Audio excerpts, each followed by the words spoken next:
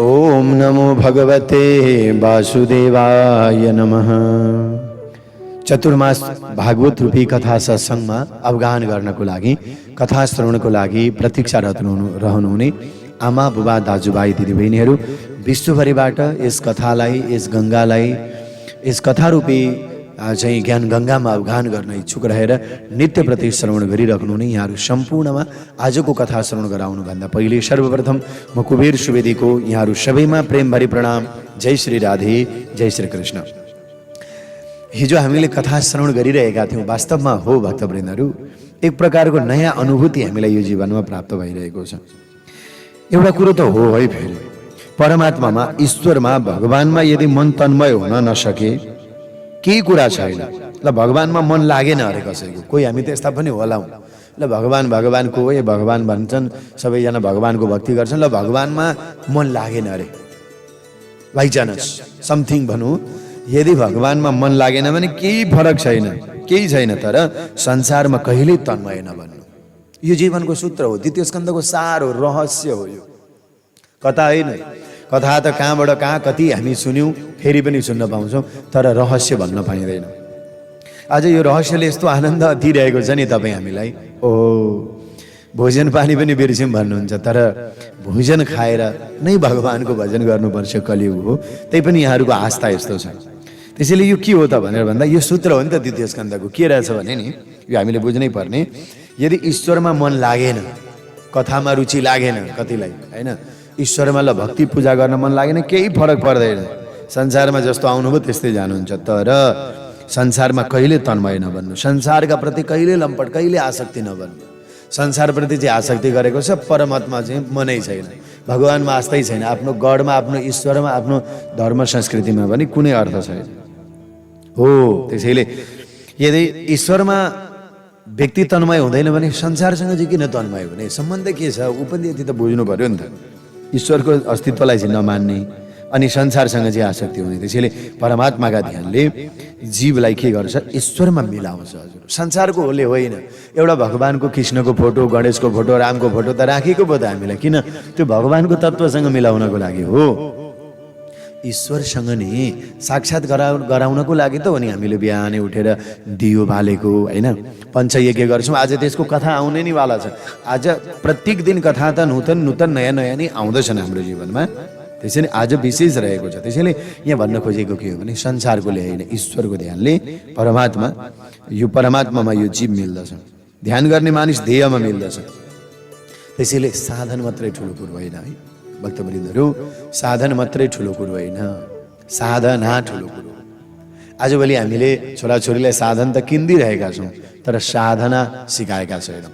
अब लगभग 121 दिन पछाडि लकडाउन खुल्यो, 22औं दिन भयो आज। एक प्रकारले हामीलाई समयले धेरै नै यस्तो बन्दी बनाएर राख्यो, संसारमा यस्तो स्तब्ध बनाइदियो। आज हामीलाई हाहाकार भयो। त्यही पनि सहज परिस्थिति भएको हो, कोरोना सकिएको त होइन, केही सहज, आफू सुरक्षित, आफू सेफ त रहनु पर्यो नि। त्यसैले अब सरकारले लकडाउन खुल्यो भन्ने बित्तिकै हरवार्ती गऱ्यौँ भने त भएन नि त, होइन। त्यो त एउटा उसले आफ्नो नियम लगाए सरकारले, तर भक्तको एउटा जीवनमा हामी अगाडि बढ्ने लक्ष्यबोध गर्ने मान्छेको के हुन्छ त भनेर भन्दा ईश्वरमा एउटा के हुन्छ, ध्येय हुन्छ। संसारमा पनि एउटा के हुन्छ, ध्यान हुन्छ, साधना पनि हुन्छ। त्यसैले साधन मात्रै भएन, साधनभन्दा ठुलो साधना हो। ल मोटरसाइकल चाहिँ किन्यौँ हामीले, गाडी किन्यौँ, छोराले माग्यो हामीले गाडी किनिदिउँ, ल हत्या गऱ्यो, पास भयो यति क्लास, हामीले कबुल गरेको थियो दिउँ, तर बाइक मात्रै राम्रो दिउँ तर साधना दिएनौँ भने, साधन मात्रै दिउँ तर साधना सिकाइनौँ भने हामीले के हुन्छ त, परिणाम हामीलाई त्यो दुःख हुन सक्छ। त्यसैले साधनाले व्यक्तिलाई जीवनमा दुःख दिँदैन, भक्तवत्सल भगवानको। त्यसैले हामीले छोराछोरीलाई साधना पनि सिकाउनु छ, अनि साधन दिनुहोस्, सेव हुन सक्छ। साधना भएन, साधन मात्रै भयो भने सेव नहुन सक्छ हो। त्यसैले साधनाले हामीलाई के गराउँछ, सेव हुन सिकाउँछ, रक्षा गराउँछ, सुरक्षा दिलाउँछ। अरू के हो र जीवनमा अगाडि बढ्ने महान सूत्र हुन्। यही मुक्ति हो, यही हो। दृष्टि, द्रष्टा र दर्शन एक हुनुपर्छ हजुर संसारमा। के एउटा दृष्टि, एउटा द्रष्टा र एउटा दर्शन एकै हुनुपर्छ। साधन साधक साध्य एक बन्नुपर्छ। ध्याता ध्यान ध्येय दर्शन द्रष्टा दृश्य एक बन्यो भने सम्झिनुपर्छ ध्यानमा र दर्शनमा बडा एकाग्रतापूर्वक हामीलाई आनन्द आयो, उत्पन्न भइसक्यो। एकाग्र भए पछाडि त्यसले अरू कुरा सबै बिर्सिन्छ र ईश्वरको सिवाय अरू केही पनि देख्दैनन् त्यस्ता व्यक्तिहरूले, केही देख्दैन। त्यसैले मानिस परमात्मालाई देखिन भन्छ। परमात्मालाई त त्यसरी कहाँ आँखाले भगवान देखिन्छन् भनेर कतिले भन्छन्, त्यस्तो हुँदैन। त्यसैले मानिस परमात्मालाई धन दिन्छन्, तर उहाँ त भगवान भन्नुहुन्छ मलाई धनको मात्रै आवश्यकता छैन, मन पनि छ। श्रावण महिना लागेको छ, भगवानलाई जल दिने मात्रै भिडभाड छ। जल मात्रै होइन, मन दिनुपर्छ। मन रूपी जल भोलेनाथलाई श्रद्धाले अर्पण गर्नुपर्छ। हो, त्यसो भएको हुनाले कस्तो त भनेर भन्दा काम संसारको गर्ने, व्यवहार संसारको गर्ने, मन भगवानमा लगाउने। जस्तो गाउँतिर आमा दिदीबहिनीहरूले के गर्नुहुन्छ, शिरमा भरिएको गाग्रो, जुन पानीले भरिएको गाग्रो राख्नुहुन्छ, अनि 8-10 जनाको लस्कर हुन्छ आमाहरूको, अनि कुरा गर्दै हिँड्नुहुन्छ सबै कुराहरू। हात पनि तलै हुन्छ तर ध्यान कहाँ हुन्छ, त्यो शिरको गाग्रोमा रहन्छ। यस्तै किसिमले संसारको व्यवहार गर्दा पनि ईश्वरको स्मरण पनि गर्दै रहनु, जगतका पदार्थहरूमा धेरै आसक्ति तन्मयता हुँदै नहुनु। ईश्वर नै तन्मयता लाग्दैन भने संसारमा आसक्ति गएर के गर्नु। त्यसैले थोरै ईश्वरप्रति भक्ति छ भने संसारमा पनि हामी बस्यौँ भने त्यो व्यक्ति विषयानन्दी हुँदैन, भजनानन्दी हुन्छ, उसले हरेक कुराहरू बुझ्दछ। त्यसैले भक्तवृन्दहरू ज्ञान मार्गमा नि जीव ईश्वरसँग एक हुनुपर्छ, ईश्वर विलीन हुन्छ, यही हो। त्यसैले भक्तिको आरम्भ नै यही हो। भक्ति र भगवान अलग हुनै सक्दैन क्या। जो जीव ईश्वरमा विलीन भएको छ नि त्यसलाई भगवानले आफ्नो स्वरूपबाट अलग गर्नै सक्नुहुन्छ। कसरी गर्नुहुन्छ? रसोवैसह उपनिषदले भनेको छन्, ईश्वरको वर्णन गर्दै भनेको छैन। रसोवैसह भनेको त्यसै होइन नि त, भगवानले आफ्नै स्वरूप दिनुहुन्छ। हो, त्यसैले पानीभित्र बस्ने माछाले पानी पिउन सक्दैन। यसै गरी जो ब्रह्म रसमा ब्रह्मरूप भइसकेको छ त्यो परमात्माको रसात्मक स्वरूपको अनुभव गर्न सक्दैन। किनभने ब्रह्मरूप हुनाले नि जीवको दुःख निवृत्ति त हुन्छ, तर त्यसले आनन्दको अनुभव चाहिँ गर्न सक्दैन। रसात्मक र आनन्दात्मक ब्रह्मको अनुभव गर्नका निमित्त जीवले केही अलग्गै बस्नु पर्ला। अलिकति भए पनि भक्त भन्नु पर्दछ। म आफ्ना प्रभुको अंश हुँ, म भगवानको एउटा अंश हुँ, गोपी हुँ, जे भन्दा पनि हो। म दास हुँ, म अकिञ्चन हुँ, म कैङ्कर्य गर्न चाहन्छु, म परमात्मासँग एक हुनु। मलाई के छ त, परमात्मासँग एक हुनुको लक्ष्य के हो भने परमात्माको स्वयं रसोवैसह भन्नु हो। जब नि भक्त अलौकिक देहलाई छोडेर अपराकृत शरीर धारण गरेर गोलोक धाममा, दिव्य लोक धाममा जब जान्छ नि त उहाँ भगवान भन्नुहुन्छ मेरो अंश ममा नि मिल्यो। त्यस कारणले भगवानको पनि उत्सव मनाइन्छ। हो, यस कारणले हो। त्यसैले भक्तिमा यो भावता आउँछ, यो प्रेमता आउँछ। अब द्वितीय स्कन्दमा अर्को मुख्य प्रसङ्ग रहेको छ। श्रीमद् भागवत महापुराण त बहुत विशाल हो, तर द्वितीय स्कन्दमा चतुश्लोकी भागवतको प्रसङ्ग आउँछ। चतुश्लोकी भागवतको प्रसङ्ग आउँछ। ब्रह्माजीलाई चतुश्लोकी भागवत भगवानले उपदेश गर्नुभएको थियो 4वटा श्लोकमा पहिले। अनि वेदव्यासजीले 18,000 श्लोक बनाउनु हो। कति? 335 अध्याय 18,000 श्लोक 12 स्कन्द बनाउनु भयो भागवतमा। तर पहिले कतिवटा थियो त? भगवान नारायणले ब्रह्माजीलाई उपदेश दिँदा कल्पको आदिमा कतिवटा थिए? 4वटा श्लोक थिए। यी भागवतका 4वटा श्लोक कुन कुन हुन्? गाउँ।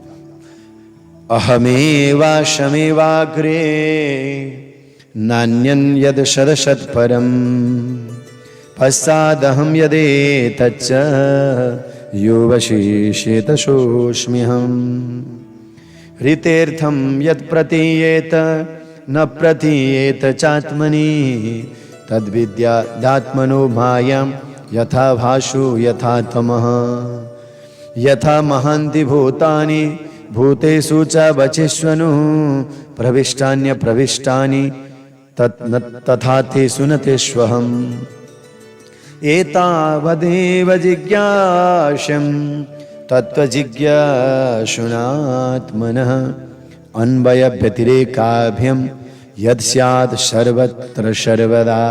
यो चतुश्लोकी भागवत, बड़ा सुंदर है यो चतुश्लोकी भागवत। यो भन्न खोजेको के हो भने यसको सामान्य अर्थ गरौँ, गहिराइमा जाँदा यसको धेरै अर्थ हुन्छ। जहिले यो जगत थिएन नि भक्तवृन्दहरू, त्यस समयमा भगवान् भन्नुहुन्छ म मात्रै थिएँ। जब यो जगत छ जताततै म नै व्याप्त छु। यो जगतको नाश हुन्छ त्यस मात्र पनि मै नै रहन्छु। अहमेवा समेवाग्रे नान्यद यद सदसत्वरम, पछाडि पछाडि सबै म नै हुन्छु, अरू केही रहन्न। त्यसैले जगतमा भगवान् भन्नुहुन्छ म बाहेक अरू जति पनि देखिन्छन् त्यो मेरो मायाको स्वरूप हो, त्यो मेरो मायाको स्वरूप हो। अनि मायामा पनि दुई प्रकारको शक्ति छ। के एउटा आवरण शक्ति छ, एउटा विशेष शक्ति छ। त्यो आवरण शक्तिले गर्दा चाहिँ प्रभुलाई देख्न सकिँदैन। आवरण शक्तिले होइन जस्तो सकिँदैन, मायाले ढाकेको हुन्छ। अर्को एउटा विशेष शक्तिले परमात्माका आधारमा जगतलाई प्रतिभाषित देखिन्छ। अहिले हामी युट्युबमै छौँ नि त, तर यहाँ आवरण छ। के को? अडियोको आवरण छ, भिडियो छैन यहाँ। त्यसैले फोनमा यो अगाडि यहाँहरूले एउटा फोटो देख्नु भएको छ, फ्लायर देख्नु भएको छ, लेखिएको मात्रै छ। यहाँ हामी के छौँ? यहाँ हाम्रो अडियोसँगको सम्बन्ध छ। यानि कि आवरण भनेको के हो भन्दा मायाले ढाकिएको एउटा पर्दा बाहिर भएको मान्छे देखिँदैन। अहिले तपाईँ हामी पनि प्रत्यक्ष साक्षात्कार भइरहेको छैन, तर साक्षात्कार हामीलाई केले बनाएको छ? शब्दद्वारा बनाइदिरहेको छ। त्यो अनुभूति हामीले गरिरहेका छौँ नि, होइन? आवरण शक्तिले गर्दा संसार माया ढाकेको छ, तर एउटा विशेष शक्ति छ त्यो परमात्माको, त्यसलाई केही चाहिँदैन। त्यो अनुहार देख्नु मात्रै ठुलो कुरो होइन। अनुहार देख्दा त यस्तो रहेछ उस्तो रहेछ चर्चा पो हुन थाल्छ। गोविन्द भगवानको जय। कहिले स्टुडियो नमिलेको होला, कहिले लाइट नमिलेको होला, कहिले के नमिलेको होला, यी सब कुराहरू हुन सक्छन् हाम्रा, तर अडियोसँग त कुनै सम्बन्धै रहेन। त्यसैले अझ विशेष शक्ति त्यहाँ जान्छ। परमात्माको शक्ति धेरै छन्, त्यसैले हो आवश्यकता छ। तर रहस्य सुन्ने भएको हुनाले हामीलाई अडियोमा झन् आनन्द भयो रहस्य सुन्नको लागि।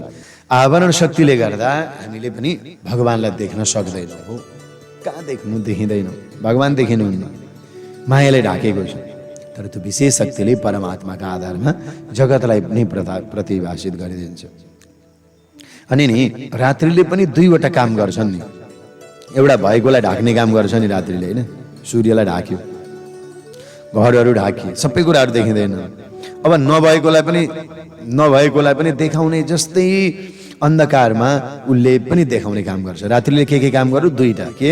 एउटा भएकोलाई ढाक्ने, एउटा नभएकोलाई देखाउने। जस्तै कहिले कहिले अँध्यारोमा हिँड्दै लाइट बालेर हिँड्यो, अलिक पर देख्यो भने बाटामा डोरी थियो भने त्यो यसो अलिकति बाङ्गेको थियो भने सर्प देखेर झस्किन्छौँ नि, ओहो सर्प रहेछ भने झसङ्ग हुन्छौँ। भरे छेउमा गएर हेर्दा त डोरी देखियो, सर्प होइन? जस्तै भएकालाई छोपेर नभएकोलाई देखाउने नाम हो त्यो माया हो। माया झुट्टो छ। माया के छ? झुट्टो छैन माया, तर देखाइदिन्छ क्या। कस्तो प्रगाड बनाइदिन्छ माया पनि, बहुत प्रगाड बनाइदिन्छ। छैन चाहिँ, तर जीवको सम्बन्ध पनि झुट छ।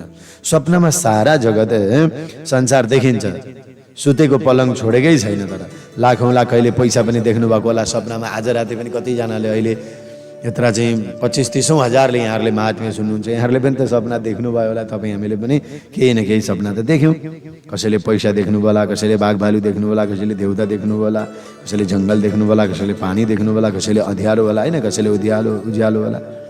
तर आँखा नखुलिन्जेलसम्म, आँखाले नदेखिन्जेलसम्म ती सब मात्रै के हुन्? एक प्रकारको सत्य हुन्। त्यो सपनाको दुःख आँखा खोले पछाडि गयो। सपनाको सुखले सुखी हुनु र अज्ञानले युक्त संसारिक सुखले सुखी हुनु एकै हो। ल पैसा बेडको पलङ देखिएछ भने पनि अब के सुखी भइयो त त्यो सपनाले? के बनाउनु? भोलि बिहान उठ्दा त्यही आफ्नै खटियामा छ। सपनामा त पैसा देखिएको होला, सपनामा वैभव देखियो होला, तर विपनामा त त्यही आफ्नै खटिया छ, आफ्नै पलङ छ। के भयो त? के फरक परेन नि त। सपना र विपनामा फरकै पऱ्यो त? केही परेन। हो अज्ञानले युक्त सांसारिक सुखले पनि सुखी हुनु एकै त। के सुखी हुनु? कतिन्जेल सुखी हुने? भोलि एउटा दुःख त थकिन्छ हामीले, एउटा चोट त पर्छ। त्यसैले अज्ञानको जन्म कहिले भयो? अज्ञान अनादि छ, तर अन्त भने छ त्यसको। कसैले कसैलाई सोध्यो, हे सज्जन हजुरलाई चाहिँ कुनै एउटा भाषा आउँछ भनेर सोध्यो। जस्तो चाइनिज भाषा आउँछ भनेर सोध्यो, ऊ भन्छ आउँदैन। कहिलेदेखि आउँदैन, कति वर्ष आउँदैन, अरे जन्मैदेखि आउँदैन नि चाइनिज भाषा। त्यो हाम्रो देशको भाषा हो र। त्यसैले अज्ञान त स्वतः छ नि त, तर ज्ञान भने उदय हुन्छ। ज्ञानको जन्म हुन्छ, अज्ञानको हुँदैन। अज्ञानमा फसाउने मायाको स्वभाव हो। त्यसैले जीव भगवत विमुख हुन्छ। मायाले सबैलाई नचाउने खेलाउने काम गरेछ हैन। त्यसैले मायालाई नर्तकी भनिन्छ। यदि मायाबाट बच्ने हो भने के गर्नुपर्छ? कीर्तन, बस नर्तकी कीर्तन, यही हो। त्यसैले यो चतुश्लोकी भागवत भनेको पनि परमात्माले ब्रह्मालाई, ब्रह्माले नारदलाई, नारदले व्यासलाई, व्यासले शुकदेवजीलाई, यही हो परम्परा। राजा परीक्षितलाई 10 प्रकारका लक्षणहरू बताउँदै तृतीय स्कन्धमा श्रीमद् भागवत महापुराणका बडा सारगर्भित रहस्य कथाहरूमा प्रवेश गराउनुहुन्छ। अनि राजा परीक्षितले तमाम प्रश्नहरू गर्दै सृष्टि भगवानको कसरी गर्ने, के गर्नुहुन्छ भगवानले, यही प्रश्न गरेका थिए। तब विदुर मैत्रेयजीको संवादमा अरू पनि प्रसङ्गहरू श्रवण गराउनु भयो। वास्तवमा विदुर कस्ता थिए भने हामीले विदुरको कथा त जति सुने पनि कम नै हुन्छ। विदुर नीति हजुरहरू धेरैले पढ्नु पनि भएको होला। भक्तवृन्दहरू आफ्नो सुखलाई, आफ्नो समृद्धि युक्तलाई, आफ्नो पदलाई छोडेर वनमा जानुभएको थियो विदुर। वनमा हेर्नु त, आफ्नो सुखलाई छोडेर क्या। त्यसैले कहिले कहिले हामी पनि सुखलाई छोड्न सक्छौँ नि त हैन। सुखलाई छोड्न सक्छौँ, जति सुखलाई छोड्यो त्यति समृद्धि बढ्छ। सुखलाई मात्रै स्वीकार गर्ने हो भने दुःख मात्रै हुन्छ। विदुरजी जानुभयो, मैत्रेय ऋषिसँग जानुभयो र त्यहाँ संवादमा धेरै लामा प्रसङ्गहरू आउँछन्। जसको मन विदुरजी तीर्थयात्रा गर्न भनेर जानुभएको थियो, तर परमात्मा श्रीकृष्णको ध्यानमा उहाँको मन लागेको छ। एउटा कुरो थाहा छ भक्तवृन्दहरू, ध्यानदेखि नि शुद्ध मन यदि छ भने फेरि टाढा जाने आवश्यकता पर्दैन। ध्यानमा मन शुद्ध भयो भने चाहिँ टाढा गइराख्नु पर्दैन है। तीर्थ त त्यो व्यक्तिको लागि हो जसको मन भगवानप्रति एकाग्रता छ। तपाईलाई ध्यान हुनै सकेन, एकाग्रता हुन सकेन भने जे पनि गर्नुहोस्, दियो पनि, अरू केही नगर्नुहोस्। तपाईँका छोरा अमेरिकामा होलान्, बुहारी अस्ट्रेलियामा होलान्, कतिका अस्ट्रेलियामा चाहिँ छोरा बुहारी हुनुहुन्छ होला, बुवामा नेपालमा हुनुहुन्छ होला हैन। हाम्रा सबैका आफ्नै त छन् नि, परिवारहरू सबै यस्तै छौँ। तर यहाँ भन्नुहुन्छ जसको मन ध्यानमा लागेको छैन उसले के गर्नुपर्छ त? भगवानप्रति एकाग्रता भएको छैन भने उसले भक्ति गर्नै पर्छ। भक्तिको रङले आनन्दित उसले गराउनै पर्दछ। जहाँ बस्यो त्यही उसलाई आनन्द हुनु पर्दछ। नभए त तीर्थ मात्रै गइयो भक्तवृन्द, तीर्थ मात्रै गइयो, अर्थ केही भएन, कहीँ गइयो। जान चाहिँ के गरे हामीले? तीर्थ मात्रै गयौँ र तर एकाग्रता भएन भने केही पनि निष्ठा छैन। कोही त हामी पुराण सुन्न पनि जान्छ, पुराण सुन्न गयो, भेटभाड गयो, तर मन एकाग्रता भएन हैन। मन एकाग्रता भएन भने त फेरि गडबड हुन्छ कुरो। त्यसैले यहाँनिर भागवतकार के भन्नुहुन्छ? जसको मन भगवानप्रति एकाग्रता भयो, ध्यान गर्न थाल्यो, भक्तिको रङले आनन्दित हुन थाल्यो, तीर्थमा उसले खासै गइराख्नु पनि पर्दैन। उसले त चाह्यो भने त मनलाई नै तीर्थ बनाउँछ। मन चङ्गा त कचौरामा गङ्गा भन्छ नि। तुलसी जब मन शुद्ध भयो तब तीर्थ गयो ना गयो हो। त्यसैले मनलाई शुद्ध बनाउनु पर्दछ। मन शुद्ध भएन, बुद्ध भएन, प्रबुद्ध भएन भने हामीलाई त्यो भक्तिबाट पनि कुनै सफलता प्राप्त हुँदैन। एउटा दृष्टान्त सुनाउनु पर्यो भक्तवृन्दहरू। एकजना आमा नि एकजना गुरुजी पुराण सुनाउनु हुँदो रहेछ। धेरै 1000-1500 जना। अब प्रत्यक्ष त त्यही हो नि त। अहिले हामी पनि त कहीँ पुराणमा थियौँ भने आखिर पुराणमै हामी गयौँ। ठुलो भिडभाड भएको भए असहज छ परिस्थिति, कतिजना 500 जना दिनको आउनुहुन्थ्यो होला पुराण सुन्नलाई। 300 देखि 500 जना आउनुहुन्थ्यो होला। त्यस्तै पण्डालमा खचाखच भरियो, 400-500 जनाको पण्डाल, पुरा भिड। गुरुजी कथा सुनाउन थाल्नु भयो। कथा सुनाउँदै सुनाउँदै सुनाउँदै जानुभयो 300-400 मान्छे। गुरुले पनि मजाले सुनाउनु भयो। हुँदा हुँदै के भएछ भने कथा 3 घण्टाको थियो। कथा सकियो, कथा सकिएर यसो हेरेको त सबैले छोडेर गएछन् हौ। पण्डितजी मात्रै सबैले छोडेर गएछन्।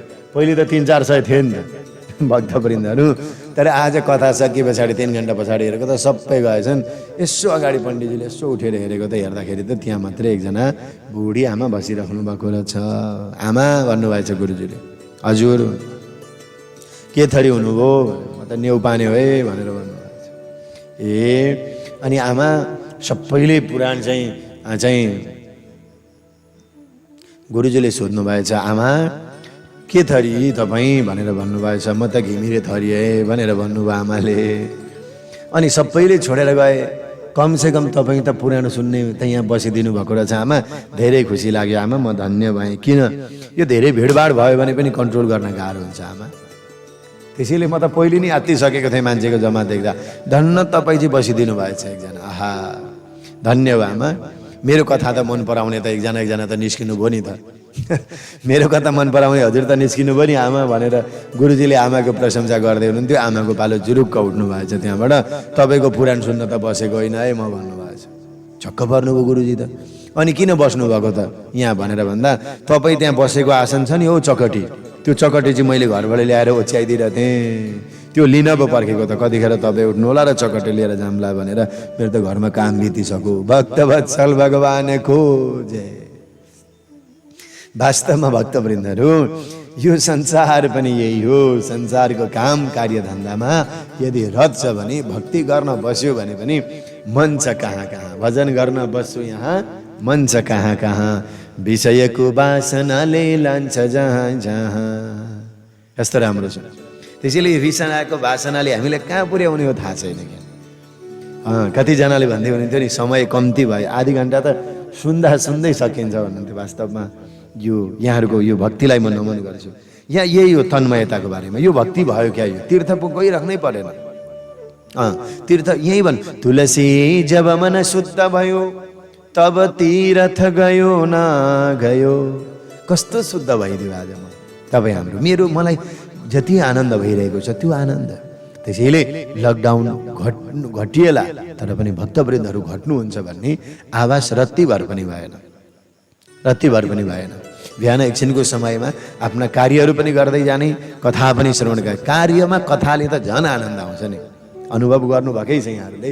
त्यो अनुभवहरूलाई म भन्दिनँ, यहाँहरूले नि सम्पूर्ण दर्शकहरूले तर कमेन्टमा हेर्दा हुन्छ। मैले बार बार फेरि यो मेरो कथाको पनि भन्दा यो भक्तिको प्रशंसा है। यो म त एउटा तुच्छ हो, म त एउटा तुच्छ जीवात्मा हो, अज्ञानी हो, केही जानेको छ। यो संसारमा भड्किएको गोविन्दले कहिले उद्धार गर्नुहुन्छ। बस मात्र उहाँको ईश्वरमा भर परेको छ, मात्र यति हो। तपाईँ हामीमा पनि यो भाव आइदियो भने गोविन्द राजी हुनुहुन्छ, खुसी हुनुहुन्छ प्रभु। त्यसैले हेर्नुहोस्, अब तीर्थमा गएर भिडभाड नै गर्नु पर्दैन यो अवस्थामा त। तीर्थमा गएर धेरै भिडभाड गर्नै पर्दैन हो। यस कारणले गर्दा विदुरजी उच्च कोटिको हुनुहुन्थ्यो। तीर्थ यात्रा गर्ने कारण के थियो भनेर भन्दा, सन्त ज्ञानीहरू त कहिले कहिले तीर्थमा आफू मात्रै होइन, भगवान पनि, गङ्गाले पनि भनेको थिइन्, प्रभु सबै पापीहरू मात्रै आएर चोबिन्छन् हौ, के गर्नु भने। वास्तवमा हो नि त पीडा होइन। सबै पापीहरू मात्रै आएर चोबिन्छन् भन्दा होइन, होइन। गङ्गा प्रतीक्षा गर, मेरा धर्मात्माहरू पनि आउनेछन्, तिमीलाई पवित्र बनाउनेछन्। त्यसैले सन्तहरू तीर्थमा पाप प्रक्षालन गर्न जाँदैनन्। बरु तपाईँ हामी जाउँला गृहस्थीहरू, हर हर गङ्गे पाप हरिदेऊ, पाप हरिदेऊ, बल्ल बल्ल एकचोटि गएको हुन्छ भन्नै पर्यो नि। त्यसैले सन्तहरू तीर्थमै बस्छन्। किन? पुण्य बढाउनको लागि। पाप बढाउनको लागि त हामी जाउँ, पाप धुनको लागि हामी जाउँला। हो ठिक छ, जय जय गङ्गे गङ्गेमा बग्दै आऊ धरतीमा, पाप जति पखाली लैजाऊ महासागरमा। महासागरमै हो। कर्णाली पनि गङ्गे हुन्, बागमती पनि गङ्गे हुन्, विष्णुमती पनि गङ्गे हुन्, कनकाई पनि गङ्गे हुन्, कमला पनि गङ्गे हुन्। कहाँ कहाँ हुनुहुन्छ छेउछाउमा? गण्डकी पनि गङ्गा। सबैलाई यसो देख्नु, गङ्गा त हुने सबै पवित्र हो। यस कारणले गर्दा भक्तिकै महिमा अपरम्पार छ। भागवतकार भन्नुहुन्छ, भागवतकार यही भन्नुहुन्छ। विदुरजी उच्च कोटिको भक्त, उहाँ तीर्थमा पाप प्रक्षालन गर्न जानुभएको होइन। तर के भयो त भन्दा, विदुरजीलाई पनि नराम्रो लाग्यो एउटा कुराले। के? धृतराष्ट्रको कुरोले। धृतराष्ट्रले छोरा दुर्योधनको भनाइमा आएर पाण्डवसँग धेरै नराम्रो व्यवहार गर्यो नि त। अन्याय गर्यो क्या, अत्याचार गर्यो, वैमनस्यता गरायो। थाहा थियो विदुरजीलाई।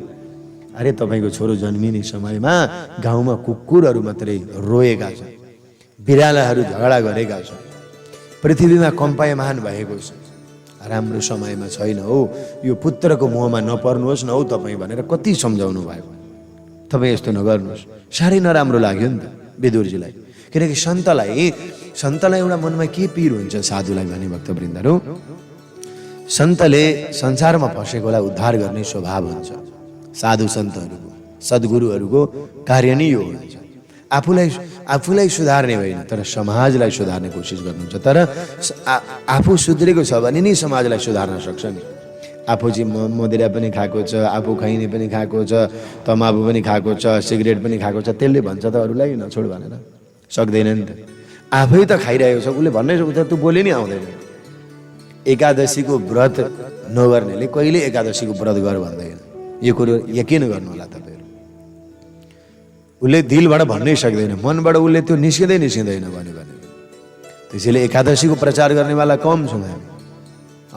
त्यसो भएको हुनाले एकादशीको प्रचार गर्ने, मनले व्रत गरेर गर्नेवाला, प्रचार गर्ने, भक्ति मार्गमा लाग्नेवाला कम छौँ। संसारमा त पाप बढोस्, रोग बढोस्, सबै भोग मान्छेहरू गरिरहन् अनि यो संसारमा यही मात्र छ नि संसार डुबेको है। एउटा हाम्रो पर्व आउँछ त्यसमा पनि विकृति, गीतबाट पनि धज्जी उडाउने कार्य, यहाँ फलानु तिलानु सबैतिरबाट यहाँ डुब्नु, यहाँ आस्था रहेन हो भक्तवृन्दहरू। त्यसैले सन्त विदुरजीलाई पनि साह्रै नराम्रो लाग्यो। धृतराष्ट्रलाई सम्झाउनु भयो, तिमी यस्तो काम नगर न, यति पक्षपातपूर्ण यति निर्दयी त नभन हो पाण्डवहरूको लागि। किन? यो राज्य पनि त पाण्डवहरूको हो नि। हेर्नु त सन्तहरूले कति सम्झाए। फेरि जसको हो त्यसलाई दिँदैन, त्यो चोर हो भनिदिनु। भक्तवत्सल भगवानको कसैको त स्वभावै हुन्छ है भक्तवृन्द। अर्काको घरमा ताला चोर्ने, कम्प्युटर चोर्ने, मोबाइल चोर्ने, झ्यालबाट हात हालेर छिराउने मात्रै चोर होइन। त्यसरी त्यो पनि महाचोर हो। तर अर्को नजाने जस्तो तरिकाले चोरी गर्नेवाला, त्यो पनि चोरै हो। अनि यो पाण्डवहरूको राज्य होइन, अनि त्यो पाण्डवहरूलाई नि नदिकन आफै भोग गर्ने चोर हो कि होइन त यो वृत्ति। अनि अर्को कुरो पनि छ है भक्तवृन्द, भन्छु है, जसले नि मेहनत र धर्म नीतिले कमाइ गर्छ त्यो सच्चा हो है। मेहनत गरेको छ, परिश्रम गरेको छ, 1000 रुपियाँको परिश्रम गर्यो, 800 रुपियाँ आयो भने पनि ठिकै छ। तर धर्मको कमाइ छैन, नीतिको कमाइ छैन, मेहनतको कमाइ छैन, त्यो सच्चा धन भनेर गर्व गरी चाहिँ हाल्नु हुँदैन है। किनभने नि त्यो पनि काम त्यही हो। ताला तोडेर चोरिएर जान्छ, त्यो चोरको सरदार हो। तर हाम्रो शास्त्रले कस्तो गरेर घाँटी कान पकड्छ भने नि, नाक पकड्छ भने नि, सिधै गएर नाक पकड्दैन हो। भक्तवत्सल भगवानको शास्त्र त शास्त्र हुन् नि त। कसैको गएर सिधै शास्त्रले नाक पकडेका छैनन्। कहीँ पनि गएर हेर्नु त, कथा सुन्दै जाँदा घुमाएर पछाडिबाट हुन्छ कि अर्कोतिरबाट एङ्गलबाट हुन्छ कि नाक पकडिदिन्छन् शास्त्रहरूले। कतितिरबाट हामीलाई सजा गराउँछ। त्यसैले हाम्रो शास्त्रले भन्छ जसको हो त्यसलाई देखाएर त्यसलाई नदिकन खानेलाई पनि चोर भनिन्छ। कम मेहनत गर्छ, धेरै लालसा गर्छ, त्यो पनि चोरै हो। बुबा आमाको सेवा नगर्नेलाई, सेवा नगर्ने भनेको चाहिँ देश विदेशमा पनि छ होइन, बुबा आमाको, तर केही गर्नै चाहँदैन। बुबा आमा चाहिँ गरिरहन्छन् होइन। बुबा आमा चाहिँ छोराछोरीको के खायो होला नि, दुःख पायो होला भनेर रात दिन कुरिरहेका छन्, तर छोराछोरी वास्ता गर्दैनन्। छोरा बुहारी भने ती पनि चोर प्रवृत्तिकै हो। कतिको त त्यस्तो पनि होला, बुबा आमाले कसैले छोराछोरीको पनि वास्ता नगर्ने, छोरा बुहारीले पनि नगर्ने होलान्। कति हुँदो रहेछ यो कलियुगमा, विभिन्न कुराहरू हुन्छ। व्यवहारिक कुराहरू आफ्नै छन्। यो कथामा सबै पोलपट्टि नखोलो, तर वास्तवमा तर दोहोरो सम्बन्ध छ। बुबा आमाले मात्रै याद गरे तर छोरा बुहारीले याद गरेनन् भने तिनीहरूलाई पनि हाम्रो शास्त्रले त चोर भनेको छ। त्यसो गर्दै नगर्नु अरे। बुबा आमाले हाम्रो लागि केही न केही गरेका छन्, योगदान दिएका छन् भने त्यसलाई नबिर्सिनु। मातापिता त त्यो हो। हाम्रो शास्त्रले त यो भन्छ, जसको हो उसलाई नदी, मातापिताको सेवा नगर्ने, अतिथिको सेवा नगर्ने, भगवानलाई बेला बखत पाकेका चिजहरू अर्पण नगर्ने, आँगनमा आएका अतिथिहरूलाई, भिखारीहरूलाई, दिन दुखीहरूलाई, अपाङ्गहरूलाई अथवा सहयोग माग्दै आएका व्यक्तिहरूलाई छैन जा भनेर भन्नु, त्यो पनि चोर नै प्रवृत्ति हो। उसँग धन त धेरै होला तर उसको मन साफ छैन भन्ने प्रमाण हो। भक्तवत्सल भगवानको शास्त्रले पुरा किटान गर्यो हो, उसको प्रमाण नै यही दिए। धन त होला तर कहिले अग्निलाई पनि हवन गर्दैन, 2-4 वर्षमा एकचोटि मन्दिर पनि जाँदैन, अलिकति आफ्नो घरको चामलले हवन पनि गर्दैन, आहुति पनि दिँदैन हैन, अनि भगवानलाई पनि अर्पण गर्दैन, साधु सन्तलाई पनि दिँदैन, गौशालामा पनि दिँदैन। के गर्नु त त्यस्तो धन? त्यो छुरी वरे बराबरको लगेर थुप्रिन्छ हो भक्तवृन्दहरू। अब पञ्चयज्ञको कथा छ। आज समय अभावका कारणले गर्दा सुनाउन पाइनौँ। भोलि अब गृहस्थीहरूले यो पञ्चयज्ञको बारेमा सुनेपछि तपाईँहरूले छर्लङ्ग जीवनमा पाप हुँदैन, सेवा र भक्ति घरैबाट अथाह हुन थाल्दछ। अब आजको कथालाई मैले यहीँ विश्राम गर्नुपर्ने हुन्छ। देश विदेशबाट यी कथा सत्सङ्गमा डुबुल्की मारिदिनु भयो। यहाँहरू सबैमा पुनः प्रेमभरी प्रणाम। आजको कथाबाट म बिदा हुन्छु। फेरि भोलिको कथामा हामी उपस्थित हुनेछौँ। जय श्री राधे।